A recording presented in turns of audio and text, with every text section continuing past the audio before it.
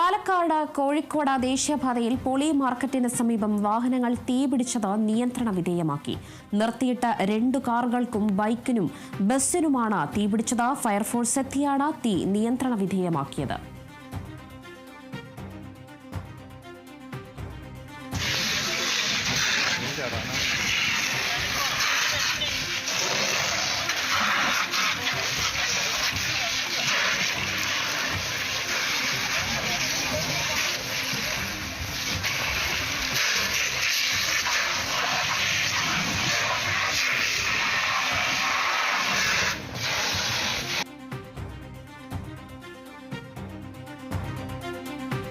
പാലക്കാട് കോഴിക്കോട് ദേശീയപാതയിൽ പോളി മാർക്കറ്റിന് സമീപമാണ് വാഹനങ്ങൾക്ക് തീപിടിച്ചത്.